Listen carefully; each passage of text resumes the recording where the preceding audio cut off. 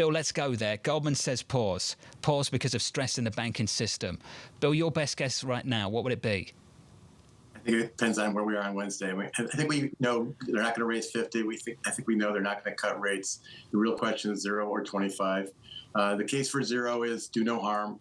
We know that the banking system's under stress, so why would you continue to raise rates when the banking system's under stress?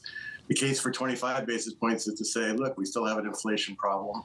We can do both. We can use our liquidity facilities to shore up the confidence in the banking system, and we use monetary policy to bring down inflation. If I was sitting there, I guess I would probably recommend just taking a pause. But you have to do it in a way that doesn't alarm people.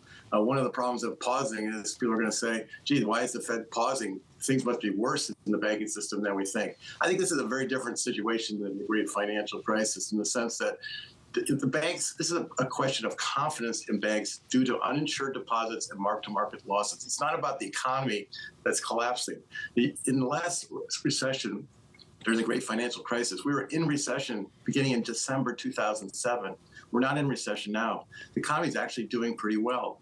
And the banks that we're talking about that are under stress in the United States, very small share of the total banking system. So I think it's important to recognize that this isn't the great financial crisis all over again. It's a lack of confidence in banks because especially those banks with a high proportion of uninsured depositors and mark-to-market losses on in their portfolios. All that said, Bill, do you still think that this Fed should bring a monetary policy, should bring their terminal rate to 6% or possibly above that based on the inflationary pressures if there is this ongoing tightening that people expect from smaller and mid-sized banks? That's really the $64,000 question. How much is this stress that we're seeing today going to result in tighter credit conditions that are going to change the trajectory of economic growth?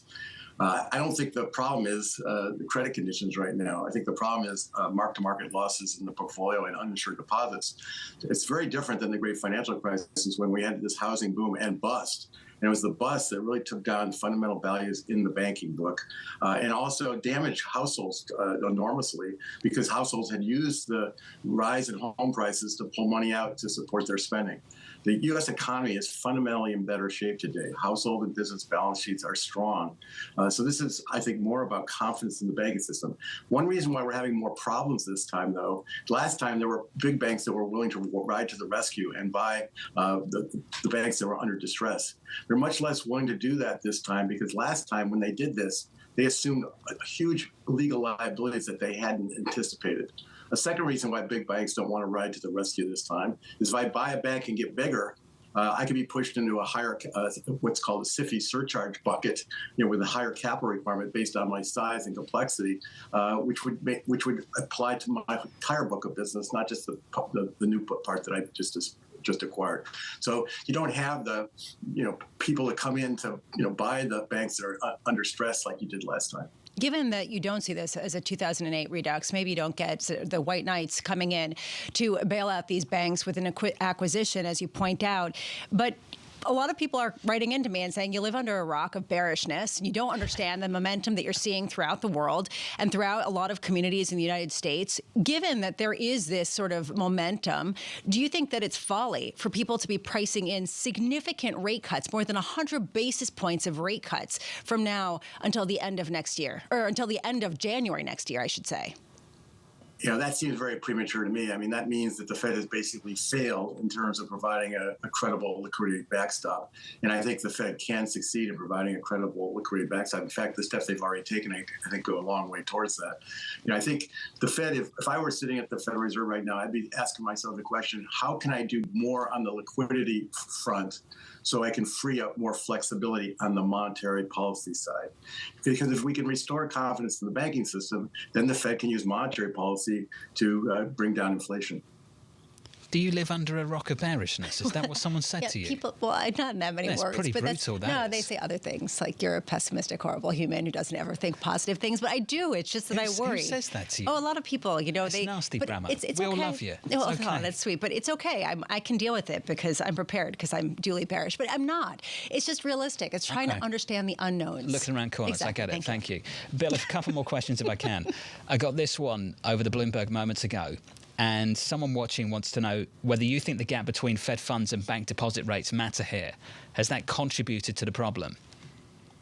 I think banks have been slow to raise their deposit rates because they've been awash with deposits. I mean, what happened when the Fed was doing quantitative easing was it's buying securities, and that cash from those securities purchases was actually flowing into the banking system. So banks have actually been pretty slow to raise their deposit rates. You know, when people look at the mark-to-market losses on their securities portfolio and their loan book, that has to be offset by the fact that banks are actually doing quite well in terms of the deposit base. The value of a retail bank network today, branch network today, is much greater than it was when interest rates were at zero. So when you're looking at the banking, asset liability mix, you also have to count the value of those deposits, which is really quite high right now. For most banks, net interest margins have actually been expanding. Silicon Valley Bank was a very important exception. Bill, I just want to weigh in as well on the balance sheet. I'd love your thoughts on that. As we know, there's been a rush to use the discount window. The new facility that was opened by the Federal Reserve just last weekend will encourage perhaps more of the same. Can you tell me whether, just because the balance sheet is expanded again, whether that means it's the end of QT? How do you think about these things? I think this is about exceptional liquidity, lender of last resort provision to support the banking system. I think quantitative tightening, the runoff of the Treasury portfolio and the agency mortgage-backed securities portfolio is going to continue unabated. I see these tools as very separate and different. So I expect that quantitative tightening will continue.